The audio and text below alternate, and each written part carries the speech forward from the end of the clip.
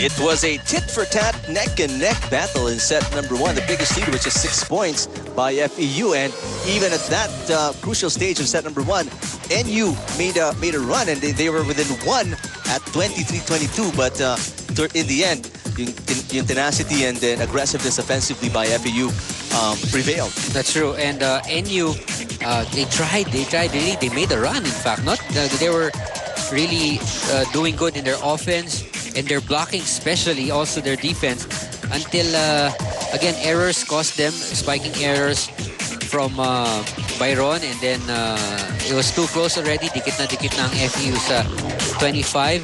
Vargas with his final point of the set, finally getting a clean hit because he's been blocked most of the time in that first set.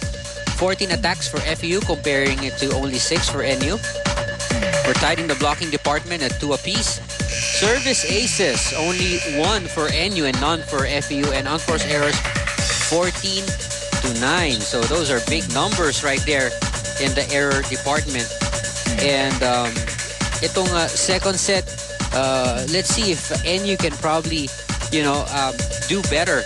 Especially in setting up their plays. Kasi kita natin nung first set, talagang they found it so hard to set up their plays. No combinations. I think it was all outside sets. So wala sila masyadong naging kombinasyon. Unlike when Kaino Pumiseno was there, you would see them hitting from the middle, from the differential attack, and even sometimes from the running. Pero nawala yon nung nawala si Kai sa rotation. Let's see how NU adjusts here after a close set number 1. As we get set number 2 just underway here at the arena in San Juan. Good afternoon, everybody.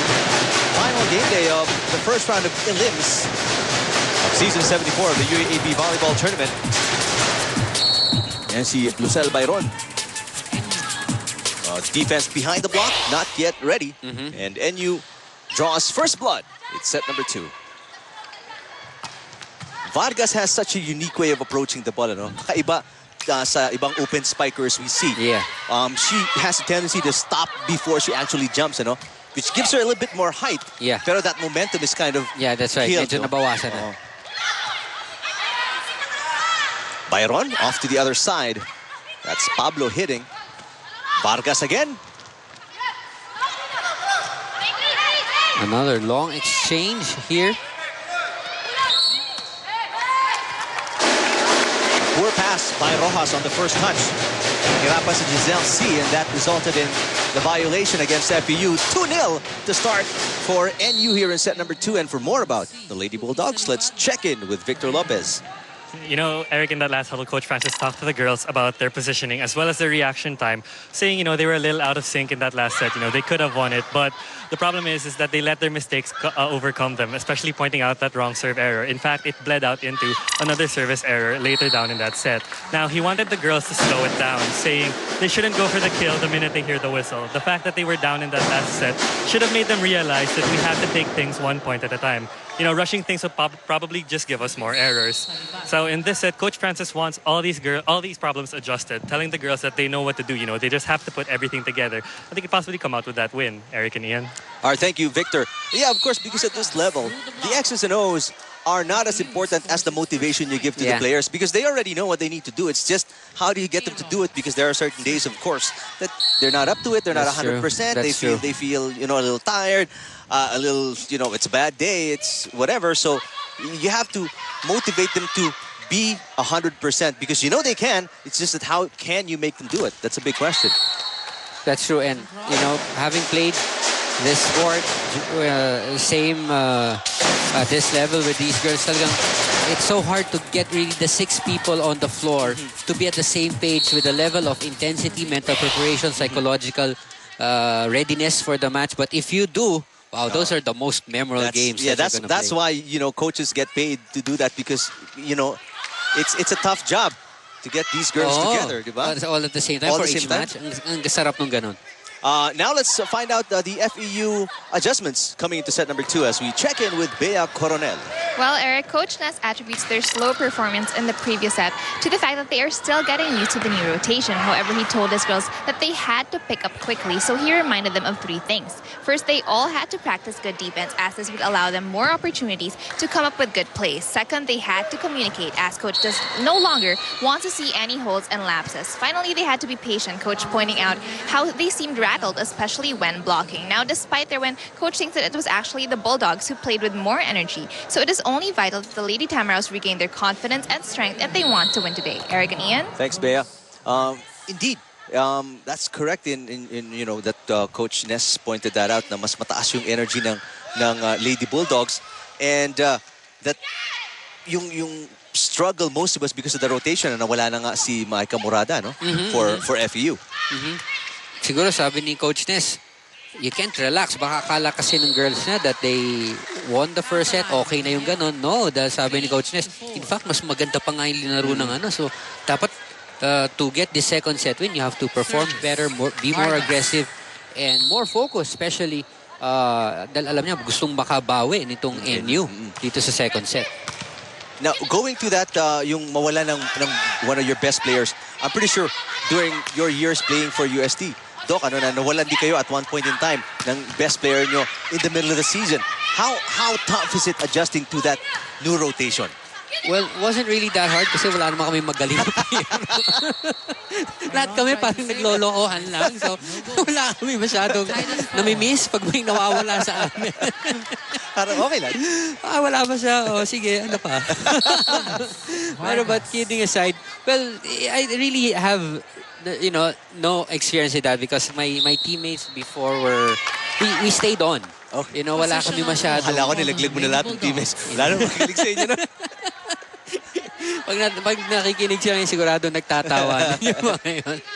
And we really stayed on. We finished our eligibility, and that really made our stint very memorable. And well, back to your question, if you lose it's so hard. You know, volleyball is such a tough sport na pag isang nawala sa rotation, lalo na in the middle of the season, it's so hard to replace that person. Kasi malaki ang role niya, not only with what she's good at, for example, an attacker, mid-attacker, and outside that, hindi.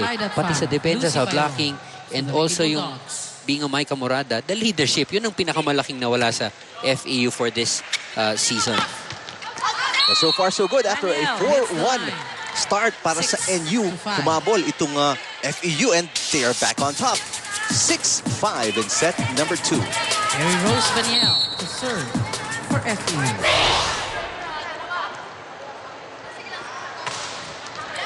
Ang bilis, naka-ano agad ng FEU. Lumamang na agad. Almost a mirror of mirror image of set number 1. Ano? Nung nag 4-1 din ang NU, and all of a sudden, errors like that brought them down. FEU on top 7-5. But you're right, Eric. Looking at the NU lineup, they have the materials. Huh? They have very tall players. They have young players. It's just really, you know, probably the youth that they have, the inexperience that they have. That's their biggest, on the line. you know, challenge. Setback. Certainly got the skills as you take a look at Mandapat. Target the smaller Giselle C and get that off her hands for the point.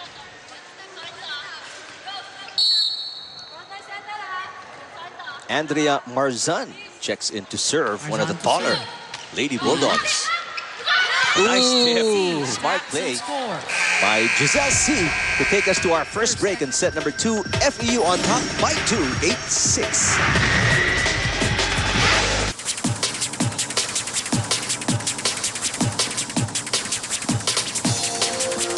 After a good start in set number 2, pretty much the way they started set number 1, NU Lady Bulldogs succumbed to a series of errors once again, and they find themselves down by 2, 8-6 in set number 2. FEU now, again, like what they did in that first set, relying on their defense. They're picking up a lot of balls. They're covering up very well from the offense of their attackers. And NU, again, those errors, really those attack errors, we've seen them do that in the first set.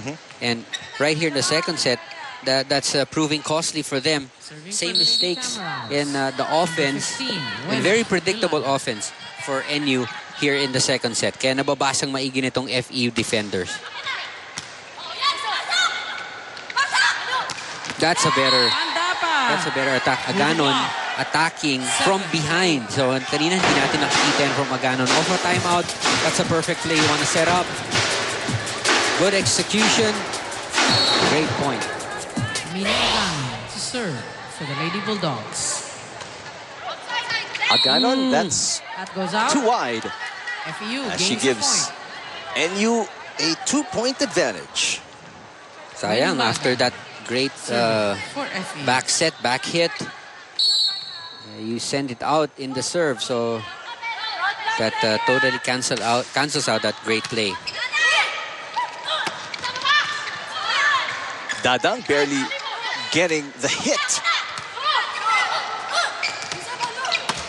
Combination with Mandapat. Vargas with all that power.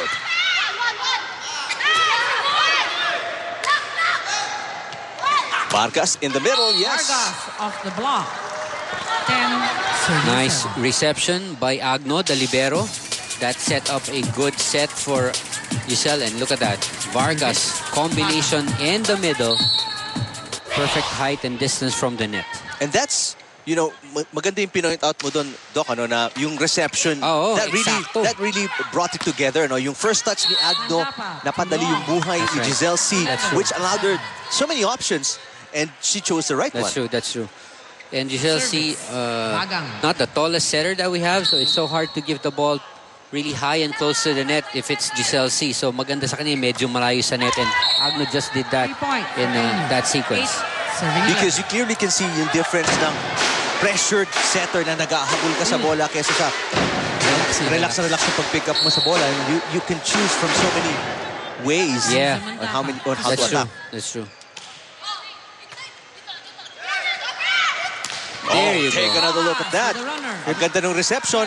Simple yung pagtayo, hindi ganun kaharas si Giselle C to pick it up. Remember in the first set, we pointed out Rojas is a left-handed spiker. Look where she's coming from this time. Sa gitna siya galing.